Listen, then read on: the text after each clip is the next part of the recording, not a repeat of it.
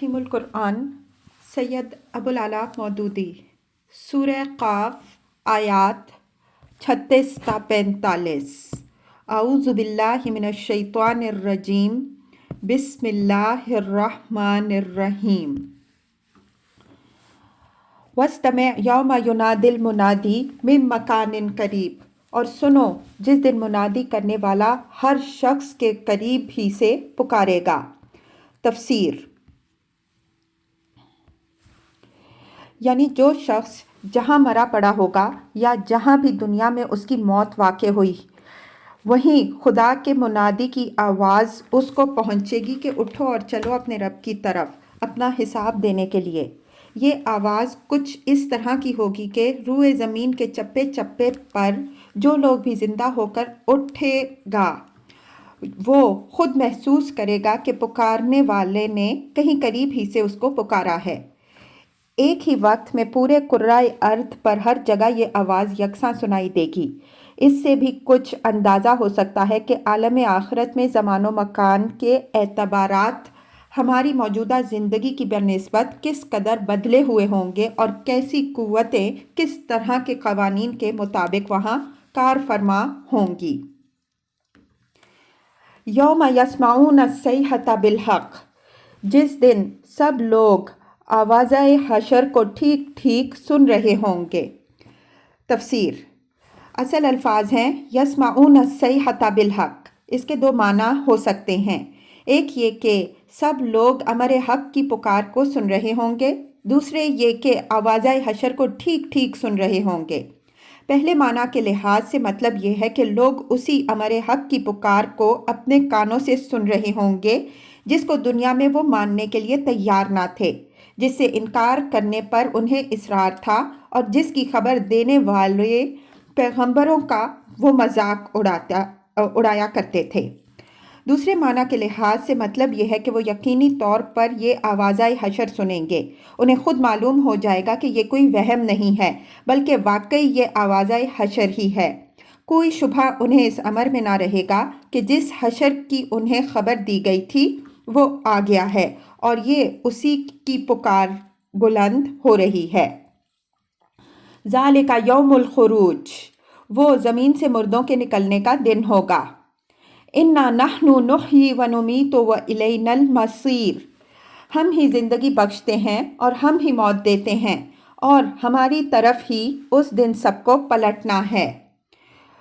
یوم تشقق الارض عنہم سراعا، جب زمین پھٹے گی اور لوگ اس کے اندر سے نکل کر تیز تیز بھاگے جا رہے ہوں گے۔ ذالک حشر علینا یسیر، یہ حشر ہمارے لیے بہت آسان ہے۔ تفسیر، یہ جواب ہے کفار کی اس بات کا جو آیت 3 میں نقل کی گئی تھی۔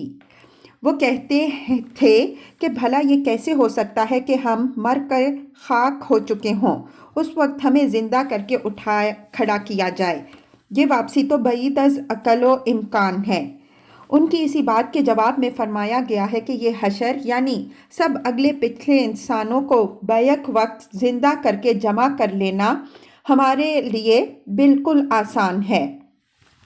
ہمارے لیے یہ معلوم کرنا کچھ مشکل نہیں ہے کہ کس شخص کی خاک کہاں پڑی ہے۔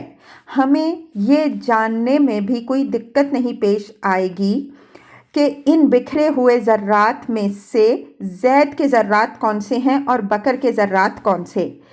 ان سب کو الگ الگ سمیٹ کر ایک ایک آدمی کا جسم پھر سے بنا دینا اور اس جسم میں اسی شخصیت کو اثر نو پیدا کر دینا جو پہلے اس میں رہ چکی تھی، ہمارے لیے کوئی بڑا محنت طلب کام نہیں ہے، بلکہ ہمارے ایک اشارے سے یہ سب کچھ آنن فانن ہو سکتا ہے۔ وہ تمام انسان جو آدم علیہ السلام کے وقت سے قیامت تک دنیا میں پیدا ہوئے ہیں ہمارے ایک حکم پر بڑی آسانی سے جمع ہو سکتے ہیں۔ تمہارا چھوٹا سا دماغ اسے بعید سمجھتا ہو تو سمجھا کرے، خالق کائنات کی قدرت سے یہ بعید نہیں ہے۔ نحن اعلم بما یقولون، اے نبی صلی اللہ علیہ وسلم، جو باتیں یہ لوگ بنا رہے ہیں انہیں ہم خوب جانتے ہیں۔ تفسیر، اس فقرے میں رسول اللہ صلی اللہ علیہ وسلم کے لیے تسلی بھی ہے اور کفار کے لیے دھمکی بھی۔ حضور صلی اللہ علیہ وآلہ وسلم کو مخاطب کر کے فرمایا جا رہا ہے کہ تم پر جو باتیں یہ لوگ بنا رہے ہیں ان کی قطعاً پرواہ نہ کرو، ہم سب کچھ سن رہے ہیں اور ان سے نمٹنا ہمارا کام ہے۔ کفار کو متنبع کیا جا رہا ہے کہ ہمارے نبی پر جو فکرے تم کس رہے ہو وہ تمہیں بہت مہنگے پڑیں گے، ہم خود ایک ایک بات سن رہے ہیں اور اس کا خمیازہ تمہیں بھگتنا پڑے گا۔